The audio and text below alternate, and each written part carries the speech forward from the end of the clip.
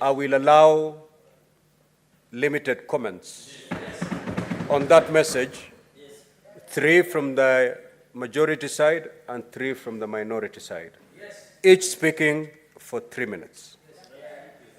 Senator Fonandi. Let me go here so that it is captured. Mr. Speaker, thank you very much. Mr. Speaker, I want to repeat. The reason as the majority side we supported an increment of 24 billion to 415 billion is to ensure there is equitable and equality in terms of development across the country. Mr. Speaker, it is a shaming. It is unfortunate that members of National Assembly, without running afoul of Standing Order 101, yesterday misled the country by saying we were removing CDF, Sijui Kera money. How, Mr. Speaker? And I'm wondering how can they mislead the whole country? In fact, as Mr. Speaker, asking for 415 billion, Mr. Speaker. It's being modest, considering the budget of the country is 4 trillion. Mr. Speaker, in fact, the National Assembly must blame himself because the latest audited account, Mr. Speaker, is them who have taken behind. It will become a hard, Mr. Speaker. Mr. Speaker, I want to ask. In fact, I am donating myself for free to be part of mediation so that I can fix them, Mr. Speaker, at the floor of the House, Mr. Speaker. Because as Bob Marley said before he died at 36 years old, Mr. Speaker, in 1981, more fire, Mr. Speaker. He said there is much too honest in terms of running a society, Mr. Speaker.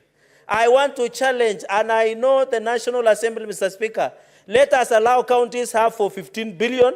Let us develop our counties, Mr. Speaker. Even if there are corruption, let us fight corruption, but give money to counties for development, Mr. Speaker. Senator Kajwang. Mr. Speaker, the nation must know that revenue is divided in Parliament. It is not divided at IBEC. It is not divided in Karen. It is not divided in private residences. And Mr. Speaker, I am very proud of this Senate, and more so the chair of the Finance Committee and the members of the Finance Committee, for standing up for county governments and for reasserting the role of Senate as a house that divides and allocates revenue. Mr. Speaker, when we set up that mediation committee, I hope we will put in men and women senators with spine, because in the 11th Parliament, we had mediation every year. In the 12th Parliament, we had mediation 3 out of 5 years. Mr. Speaker. Senator Kajwang, are you implying that we have senators without spine? Yes. Proceed. Mr. Speaker, we have a lot of senators with spine, not all of them. But Mr. Speaker, I hope that the mediation committee will stand firm for the Senate, and they will not be intimidated by political party and partisan politics. This is about county governments. This is not about Kenya Kwanza. This is not about Azimio. And we hope that the way we stood up when you are coming up with a formula for revenue allocation, that this Senate will stand up to be counted. Where the Council of Governors failed at IBEC, where the National Assembly is failing county governments, that the Senate will be the house that lives up to defend and protect the interests of counties and their governments. And to the members of the National Assembly, when this money goes to counties, really, this money goes to constituencies. What we have seen of CDF, of course, there are some things on the ground we have seen, but we have also seen the cars in the parking lot coming from CDF. Let us be honest. You cannot be pointing fingers at governors and also not looking at what the rot and the problems that we have seen in allocation and distribution of the resources that should go to CDF. Mr. Speaker, the Supreme Court said that this House must be involved in decisions to do with the NGCDF, with the NGAF. And Mr. Speaker, we look forward to the day that that legislative proposal will be brought before the Senate, because the Senate will do the right thing and make sure that we respect the 2 levels of government in this country, national and county governments. Those are the 2 levels of government in the Constitution.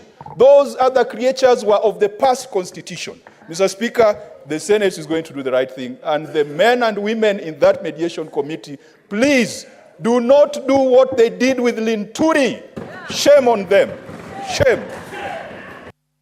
Senator Methu. Honorable Speaker, we watched with great disappointment yesterday, Honorable Speaker, as our colleagues were misleading the nation. And Honorable Speaker, there is something that we would want to demonstrate that was not demonstrated at the National Assembly yesterday. When they proposed that counties get 391 billion, how much had they gotten last year? They had gotten 385 billion, an addition of just 6 billion. What is the growth in the national budget? If the growth in the national budget is over 400 billion, how do you send 6 billion to the counties, Honorable Speaker? Honorable Speaker, we cannot purport to keep telling governors, we want you to employ more doctors, we want you to employ more nurses, we want you to employ more ECD teachers, Honorable Speaker. And Honorable Speaker, we are not sending money is there. Where do we expect these governors to work from, Honorable Speaker? Number two, Honorable Speaker, there has not and there shall never be a competition between devolution and CDF, Honorable Speaker. If anything, the courts have pronounced themselves on the position of CDF, Honorable Speaker. For CDF to be constitutional, it has to come to this House, Honorable Speaker, so that we shall also make our voice known, Honorable Speaker.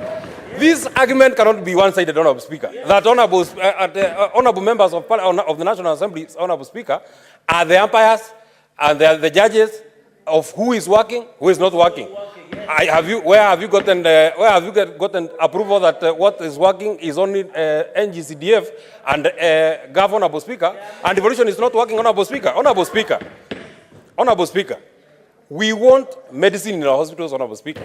I sit in the Public Accounts Committee, Honorable Speaker. We are saying that we want counties to improve in service delivery, Honorable Speaker.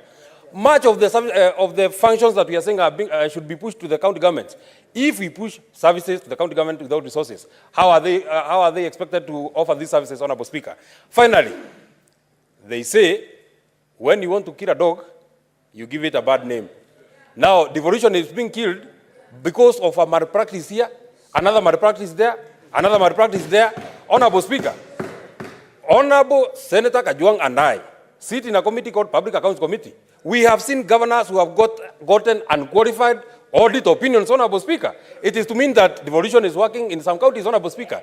If governors are not working, if devolution is not working, it is in your county and you have the ability to elect a governor that is working, Honorable Speaker.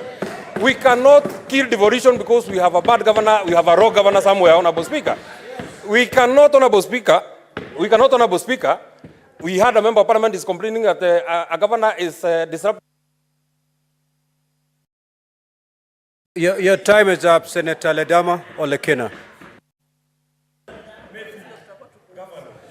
Thank you, Mr. Speaker. Mr. Speaker, it's time for us to reason, and to reason well like a house that unites the whole country. This is a time when I'm pleading to my colleagues from the other side of the aisle. Let us just not make noise today, but actually let it be actionable. This is the only opportunity we have. This is the only opportunity we have. Order. You know, I'd rather speak, I'd rather tell Senator you what Ledama is on my mind. Senator Ledama. Order, Senator Fernandi. I don't need your assistance to bring order to this House. Mr. Speaker. Senator Ledama, you started very well. Please, there is no side or there is no honorable senator who has made any noise. Because if you made any noise, I would have thrown them out. Kindly use parliamentary language. You are doing well so far. Proceed. Mr. Speaker, you know, the time for reckoning will come. And you know, and I want to be proven wrong on that time. This is the time for us to be able to practice what we preach. Because if we come here and we say our hospitals need medicine, we forget that the Ministry of Health has the largest share of the budget, 131 billion. We are only asking for 15 billion to be sent to 47 counties. I heard yesterday a honorable member of parliament saying that money should not go to counties, should go to CDF. First of all, CDF is illegal. Being illegal, it is imperative for us to remember that our work Order, as honorable legislators senators. May the is senator to make laws. be heard in silence. So we are making laws, we are dividing money between two levels of government. We have done the calculations, we have institutional, constitutional bodies that advises. The Commission of Revenue has given us a figure. Our Committee on Finance has settled on 415 billion. It is only logical that we go by that professional advice. So, Mr. Speaker, I want to request my colleagues that because we will select distinguished men and women who we know will fight for devolution to be able to go to that mediation committee, please do not come back here saying that you've been compromised. Do not come back here telling us that, oh, you had to give in. It's a give and take. There's no give and take. Let me tell you the hard realities. This Senate does not have money. Today, joint services, parliamentary joint services, has more money. What is this animal called joint parliamentary services? If the Senate itself does not even have money for the committees, what are we talking about here? Let us be realistic. If we do not fight for the Senate, we will go down in history as a house that failed to defend devolution. Senator Kathuri. Thank you, Honorable Speaker, also for this opportunity to give a brief comment on this matter. Mr. Speaker, yesterday, the whole country was treated in a lot of theatrics at the National Assembly. It was very shameful to misdirect the country that whatever money that we are requesting for devolution to 415 will come from NGCDF, GAV, the mechanical transfer fund. Mr. Speaker, it was very misleading, especially even from the chairman of the budget committee and the majority leader. Mr. Speaker, you know when we request money for devolution to the counties, all our fathers, our grandmothers, our children, our brothers and sisters are domiciled in the counties. And they need services, Mr. Speaker.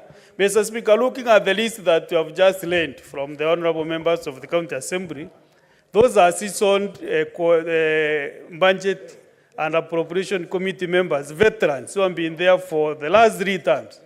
We went to Parliament the same time with Dr. Makari Muru. When he is in that list, Mr. Speaker, I want you to match me with Dr. Makari Muru this time, so that we can be able to understand what we are talking of devolution. Actually, I'm written to the clerk to include me in that mediation committee this time, because we must make devolution work. We are not here so that we please some governors. If counties are not working, not all of them, if they are an issue with your governor, go and sort your issues with your governor in your county. Some counties are operating smoothly, executing very good services. So, Mr. Speaker, this time I think we want to be bipartisan on this matter. Let us all work together on the giving more counties money. And 415 is not asking too much. Maybe next year we want to go to 450 billion, Mr. Speaker, so that also services at the counties can be seen learning, and so that we can be able to make sure that devolution works. One thing, Mr. Speaker, that I've realized with His Excellency the President, is the only sitting president who last year, by June 31st, made sure that all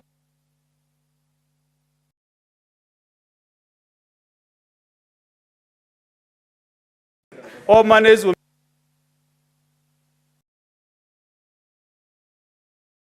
down the president.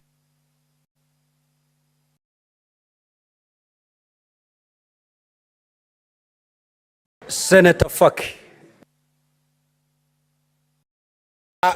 Asante Mheshimiwa Spika kwa kunipa fursa hii pia kuchangia taarifa kuhusiana na kukataliwa na Bunge la Kitaifa kwa marekebisho ya mswada wa ugavi wa pesa za kaunti. Mheshimiwa Spika, kwanza Mheshimiwa Spika, ilikuwa ni sarakasi kubwa katika Bunge la Kitaifa jana, wakati baadhi ya wabunge walikuwa wanakejeli kazi zinazofanywa na serikali za kaunti. Mheshimiwa Spika, tumeona kwamba pesa zilizoongezwa na serikali kuu kwa kaunti zetu ni shilingi bilioni 6 peke yake. Zimetoka bilioni 385 mpaka bilioni 391. Lakini tukiangalia wabunge wamejiongezea katika CDF milioni 30 kwa kila constituency. Ukifanya hesabu mheshimiwa ya haraka haraka, unapata kwamba CDF imeongezewa bilioni 8.6. Bilioni 8.6. Mheshimiwa Spika, haiwezekani kaunti zetu zinazofanya kazi kubwa ziweze kupewa bilioni 6 wakati constituency NGS CDF inapewa bilioni 8.5. Mheshimiwa Spika, tukiangalia pia zile baadhi ya gharama ambazo zimeongezeka, tukiangalia huduma za afya, social health insurance, tukiangalia NSSF, tukiangalia housing levy, hizi zote zinaongezeka Mheshimiwa Spika, zinaongeza gharama ya kaunti kwa zaidi ya bilioni 20. Kwa hiyo Mheshimiwa Spika, haiwezekani sisi kama bunge la Senate ambao ndio tunalinda ugatuzi tuweze kuambiwa kwamba kaunti zetu hazifanyi kazi. Kila kaunti Mheshimiwa Spika inafanya kazi. Kama kaunti yako haifanyi kazi, ni wewe na gavana wako. Kama Kiambu haifanyi kazi, ni wao na Wamatangi, gavana wa Matangi. Kama Murang'a haifanyi kazi, ni wao na Kang'ata. Kama Meru haifanyi kazi, ni wao na Kawira. Lakini wasiweze, kwa sababu kama Kisii haifanyi kazi, ni Uroba na Simbarati. Kwa Mheshimiwa Spika, kila soko Mheshimiwa Spika, katika sokoni Mheshimiwa Spika, ukinunua tomato, kuna nyingine ni mbovu, nyingine ni nzima. Na ndio hivyo katika na ndio hivyo katika CDF. Kuna wananchi ambao wanalia katika CDF yao hawapati huduma zozote, lakini pesa kila mwaka zinakwenda katika CDF hili. Kwa hiyo na wasii wenzangu ambao tutachaguliwa katika... Senator Alexander Mundigi.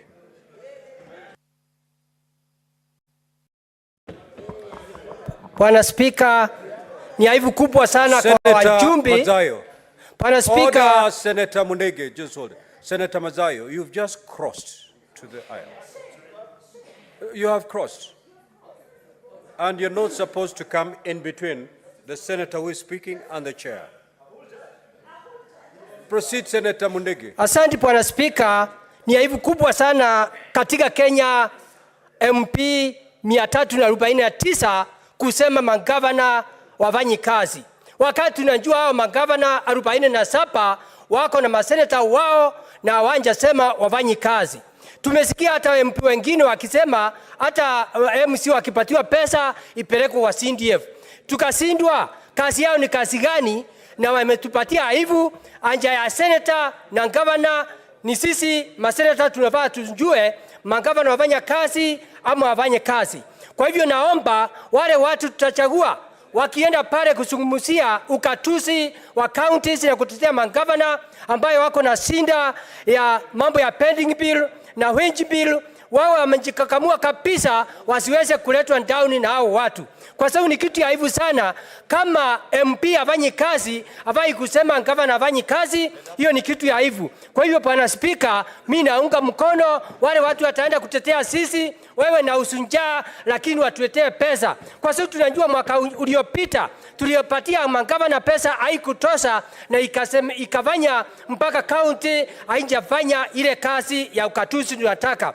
Mambo ya county ni mambo ya hospitali, ni mambo ya maji, ni mambo ya kusaidia watu masinani kona sote. Kwa hivyo mimi naunga mkono wale watu wataenda kutetea sisi, waende kama ni nyumba ya juu na wasiletwe down na wale MP ambaye ni watu wanataka kula pesa. Wamepatiwa pesa, kila county, kila MP ako na pesa milioni 150 na pesa ya barabara kila MP milioni 50, na tujui hiyo pesa inafanya kazi gani, kwa sababu kazi yao ni ya kupeana mambo ya shule, hii hatukatai, na hiyo ingine ni ya kujengea NDC manyumba zao. Kwa hivyo ni aibu kubwa sana, ile pesa inaenda kusaidia mwananchi ambaye amelipa ushuru, halafu ndio MP anasema gavana afanyi kazi. Ni kitu ya aibu. Nataka kuambia MP wote, MP hakuna yoyote anavaa kuonesha gavana Kindore angesema ni sisi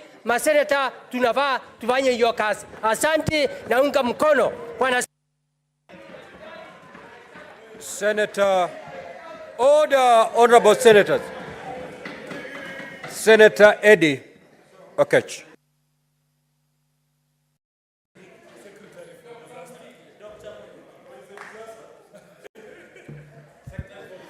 Mr. Speaker, I think it is high time that the Senate, these honorable senators, and the people of Kenya march on the streets and take these MPs out of Bunge. Because MPs have decided to just be selfish. They are extremely selfish because, think about it, the money we are talking about here, number one, they are misdirecting the country. The money we are talking about in division of revenue is superior to the idea of CDF.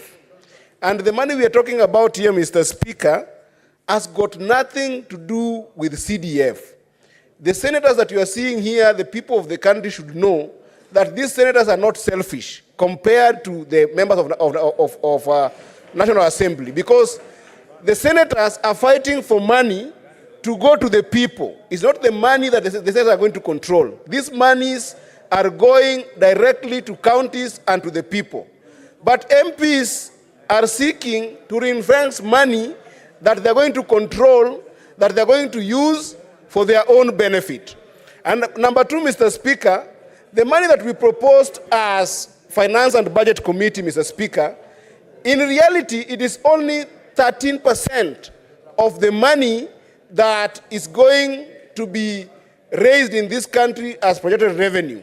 So it's high time that MPs do understand that the money we are sending to devolution is the only money actually that goes directly to solve the basic needs of our people in the grassroots. And I hope, Mr. Speaker, that I'll be in that committee so that we help the MPs see the sense that the money we are sending to the grassroots is the money that, first of all, looks at agriculture. Number two, it is the money that looks at healthcare. It is the money that also looks at housing. It is the money that pays workers in the counties. And this money is superior and is in no way interfering with the monies for CDF or interfering with the money for CARA or interfering with any other money that MPs are selfishly ring-fencing for themselves. It is high time that we work together as members of parliament, that is the National Assembly and the Senate, to actually make devolution work. MPs should start understanding that this is the only house, the Senate, that can ensure that the issue of basic needs in the grassroots can be able to be supported. Because right now, Mr. Speaker, if you look at it, the monies that MPs keep on ring-fencing, those money do not go to the basic need of our people. They don't address the issue of bread and butter. They don't address the issue of... Senator Nyutu, the very last. Thank you, Mr. Speaker. I also join my colleagues in condemning the decision by the members of the National Assembly to deny counties the monies that we have requested for. Mr. Speaker, I want to take this opportunity to remind the members of the National Assembly that their constituencies, which they like talking so much about, exist in counties, Mr. Speaker. And that when this money is sent to counties, it is being sent for appropriation by the same people that they serve in the constituencies, Mr. Speaker. One thing that the members of the National Assembly must remember, Mr. Speaker, is that health is devolved. And they do not deal with health in their NGCDF, Mr. Speaker. They must remember that their parents at home, their brothers, and all those that are related to them, when they get sick, they go to the medical facilities that are under the counties, Mr. Speaker. And lest they forget, let them know that disease, poor health does not choose whom to get to. At least for the sake of health, Mr. Speaker, the members of the National Assembly must give way, must give in to the request that we have made for monies to counties, Mr. Speaker. Mr. Speaker, and I think my colleague Eddie has talked about it. we are the only sober house, Mr. Speaker, in this parliament. And why do I say that? It is because the money we are fighting for is not going to come to us. We are here talking about monies that are not going to come to us. And so this is not a selfish argument, Mr. Speaker. We are speaking for Kenyans. The members of the National Assembly must know that this is money going to counties. And Mr. Speaker, I want to challenge my majority leader here. This is a matter that requires... What is a matter Senator Nyutu? Order, Senator Nyutu. Senator Nyutu, you're totally out of order. When the chair speaks, you shut up. Can you yield? Can you take your seat?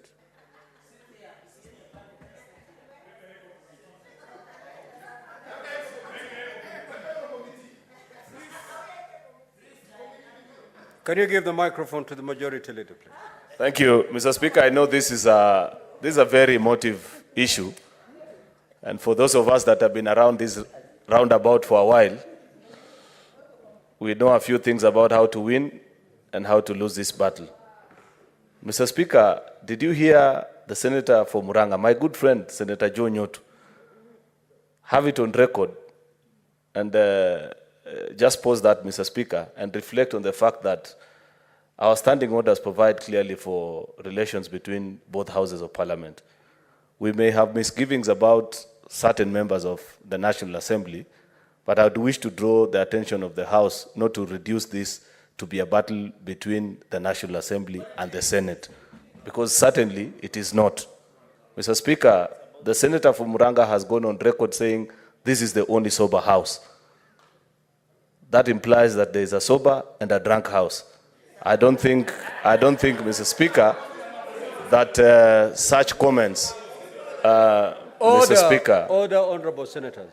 Mr. Speaker, I don't think that it is fair of us to castigate an entire house and cast aspersions on them based on the sentiments of one or two people that we may not agree with.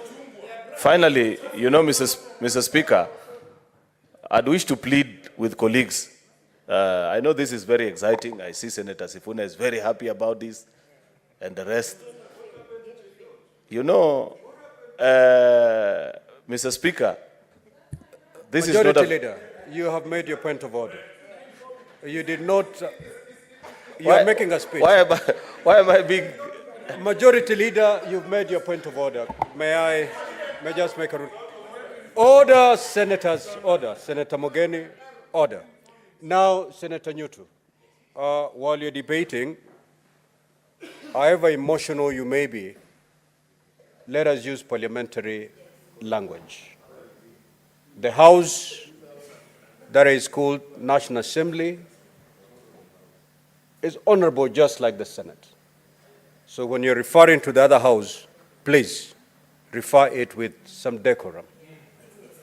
Now that you've concluded your remarks, we will let the matter, we will order, we'll terminate that debate there, and I will ask the clerk to proceed to call the next order.